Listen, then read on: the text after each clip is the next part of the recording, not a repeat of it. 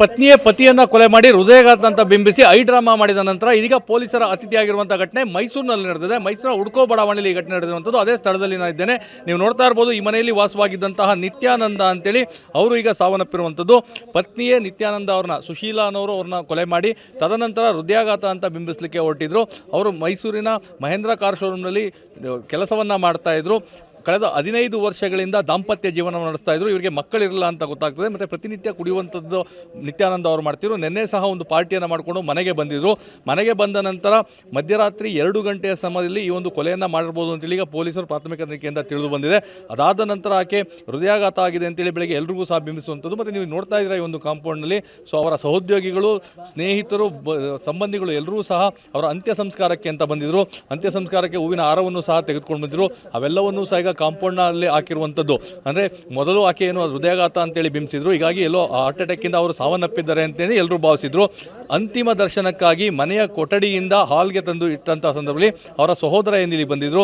ಅವರು ಕುತ್ತಿಗೆಯಲ್ಲಿ, ನಿತ್ಯಾನಂದ ಅವರ ಮೃತದೇಹದ ಕುತ್ತಿಗೆಯಲ್ಲಿದ್ದ ಮಾರ್ಕನ್ನು ಗಮನಿಸಿ ಅನುಮಾನವನ್ನು ವ್ಯಕ್ತಪಡಿಸಿದರು. ತದನಂತರ ಪೊಲೀಸರಿಗೆ ಮಾಹಿತಿಯನ್ನು ನೀಡಲಾಯಿತು.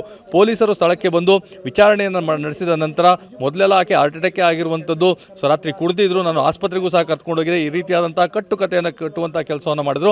ಆದರೆ ತದನಂತರ ಪೊಲೀಸರು ತಮ್ಮ ಭಾಷೆಯಲ್ಲಿ ವಿಚಾರಣೆಯನ್ನು ಮಾಡಿದಂಥ ಸಂದರ್ಭದಲ್ಲಿ ಆಕೆ ನಾನೇ ಕೊಲೆ ಮಾಡಿದ್ದು ಅಂತೇಳಿ ರಾತ್ರಿ, ಅಂದರೆ ಸೀರೆ ಮತ್ತು ಇದರಿಂದ ಕುತ್ತಿಗೆಯನ್ನು ಬಿಗಿದು ಕೊಲೆ ಮಾಡಿ ಈ ಥರ ಹೃದಯಾಘಾತ ಆಯಿತು ಅಂತೇಳಿ ಬಿಂಬಿಸಿದೆ ಅಂತೇಳಿ ಒಪ್ಕೊಂಡಿರುವಂಥದ್ದು. ಸದ್ಯ ಪೊಲೀಸರು ಆಕೆಯನ್ನು ವಶಕ್ಕೆ ಪಡೆದುಕೊಂಡು ಹೆಚ್ಚಿನ ವಿಚಾರಣೆ ನಡೆಸ್ತಾ ಇದ್ದಾರೆ. ಸದ್ಯಕ್ಕೆ ಕೊಲೆಗೆ ನಿಖರವಾದಂತಹ ಕಾರಣ ತಿಳಿದು ಬಂದಿಲ್ಲ.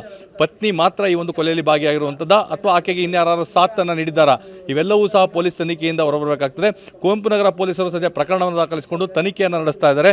ಸೊ ಯಾರಿಗೂ ಸಹ ಒಂದು ಅನುಮಾನ ಬಂದಿರಲ್ಲ. ಯಾಕಂದರೆ ರಾತ್ರಿ ಪಾರ್ಟಿ ಸ್ನೇಹಿತರ ಜೊತೆ ಮಾಡ್ಕೊಂಡು ಬಂದು ಬೆಳಗ್ಗೆ ಮಲಗಿದ್ರು. ಬೆಳಗ್ಗೆ ಅವರ ಸ್ನೇಹಿತರು ಕರೆ ಮಾಡಿದ್ರು ಸಹ ಅವರು ಕರೆಯನ್ನು ಸ್ವೀಕರಿಸಿರಲಿಲ್ಲ.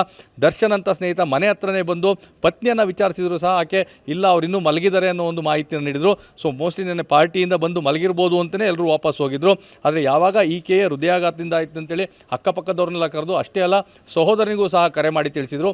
ಎಲ್ಲರೂ ಸಹ ಎಲ್ಲೋ ಒಂದು ಕಡೆ ಹೃದಯಾಘಾತ ಆಗಿರ್ಬೋದು ಅಂತಲೇ ಭಾವಿಸಿದ್ರು. ಯಾವಾಗ ಕುತ್ತಿಗೆಯಲ್ಲಿ ಮಾರ್ಕನ್ನು ಅವರ ಸಹೋದರ ನೋಡಿ ಪೊಲೀಸರಿಗೆ ತಿಳಿಸಿ ಒಂದು ಸಮಯ ಪ್ರಜ್ಞೆಯನ್ನು ಮೆರೆದು ಆಗ ಆಕೆ ಕೊಲೆಯನ್ನು ಮಾಡಿ ಈ ರೀತಿಯಾದಂಥ ಡ್ರಾಮಾ ಮಾಡಲಿಕ್ಕೆ ಹೊರಟಂಥದ್ದು, ನಾಟಕವನ್ನು ಮಾಡಲಿಕ್ಕೆ ಹೊರಟದ್ದು ಗೊತ್ತಾಗಿದೆ. ಸದ್ಯ ಪೊಲೀಸರು ತನಿಖೆ ನಡೆಸ್ತಾ ಇದ್ದಾರೆ.